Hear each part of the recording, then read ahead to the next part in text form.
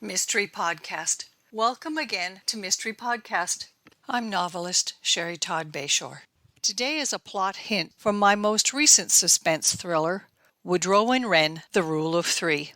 Typically, much of my fiction is researched with a fair amount of fact. With this plot, I not only researched into history, I added some high elements of present-day events too. Who is that third person who advises those who influence the people who make public policy? A body is found below the layers of an early fall snow in the west garden of historic Canyon House, Flagstaff, Arizona. Lois Woodrow and Ivy Wren have been best friends since public school, and a simple visit by Lois to Ivy's bed and breakfast is abruptly complicated, though by their own admission not quite as smooth as Agatha Christie's Miss Marple. Their clumsy sleuthing becomes a valuable catalyst. Chapter 1. Throughout the night and early morning, a light snow stopped and started, then stopped and started again. The accumulated 6 inches from the early fall storm was just enough to cover the raised shape that didn't fit with the design around the gazebo flower bed. Ivy Wren Walker's new digital front doorbell resonated from the front hall to the second floor to the side patio to the garage. In that way, Ivy could hear from nearly anywhere while at home if someone came to her front porch. She had the ringer programmed to sound like the chimes of her beloved grandfather clock, but Ivy had its sound set at a slightly higher pitch so she could distinguish the difference between someone at her front door and the 200-year-old timepiece. However, that day, as the clock struck 3, so did the first 7 notes of the front doorbell. Rushing from her kitchen, she noticed the forecast was accurate, and from the window above the stairs, a light snow had begun to fall again. With uncharacteristic, unguarded excitement, Ivy flung open her wide front door. "Wonderful! Lois, you arrived here safely. I'm so relieved." Ivy hugged her dearest friend of 58 years, then noticed Lois was not alone. "Hello, I'm Ivy Walker, and who might you be?" A slightly younger-looking man with black hair graying at his temples moved from behind Lois to extend his right hand. "Mrs. Walker, I'm Daniel James Asefa." "Ivy, why are we all freezing on your front porch?" Lois looked beyond her friend to the warm 9-by-9-foot front entrance hall. "Of course. Sorry, I wasn't thinking. Please, come in." Ivy stood to one side, then closed the door behind both of her guests. "Lois, what is on your right foot? Why are you limping?" With a deep sigh, Lois Woodrow looked from Daniel to Ivy. "It's a walking boot. After procrastinating for the last 2 years, I finally had that bunion removed. Where would you like Daniel to put my suitcases?"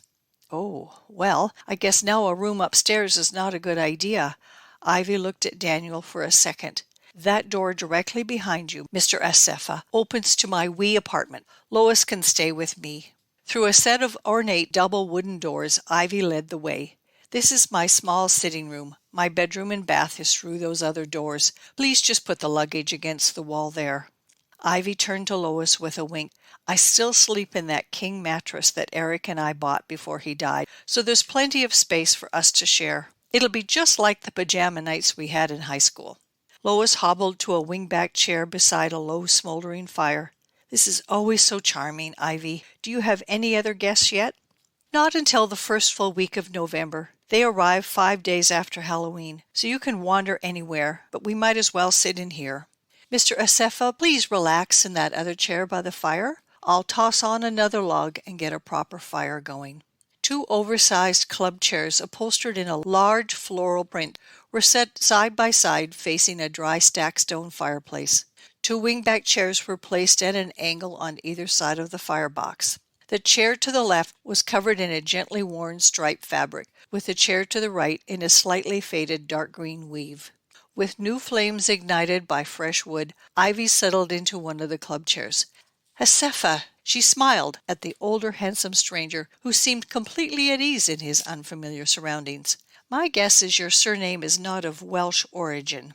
Daniel laughed out loud. "Ethiopia." He shook his head, still smiling. "My father accepted a teaching position at Princeton just before I was born. My mother had been a general family medicine doctor before the move, but decided to qualify as a midwife after her own children were born." Lois shifted in her chair. I can't drive for a while because of my boot or my foot, but I didn't want to give up my car. Captain Nasefa is my new neighbor. He bought the house across the street from mine this past spring after he retired from flying with the U.S. Navy. This week he happened to have some spare time, so very generously offered to drive a little old lady around when needed. Ivy nodded between Daniel and Lois. My father retired from the Air Force, though he wasn't a pilot. Did you remember that, Lois? Then he sold insurance until he retired completely. The grandfather clock in the dining room struck 3:30. Ivy stood. I have a meatloaf baking in the oven for our dinner. But in the meantime, Captain Nasefa, it is happy hour every day at 4 p.m. in this house. Do you drink alcohol? Please call me Daniel, and I do indeed enjoy any kind of beer or wine or brandy. Perfect. Lois, are you on any pain medication that limits your alcohol intake? I was 2 days ago, but not anymore, so bring it on.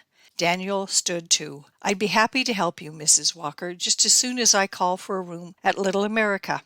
Ivy looked startled. First, you must call me Ivy, and second, this old house is a bed and breakfast, and I have 5 empty rooms upstairs. You are absolutely welcome to pick any one of them.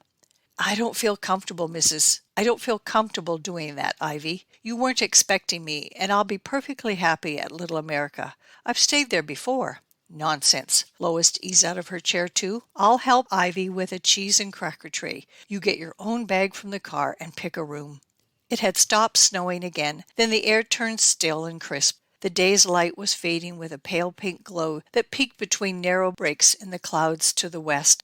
With his canvas navy bag in hand, Daniel locked the back door of Lois's aging Volvo, then looked back at the 150-year-old 2-story river rock and slate stone house.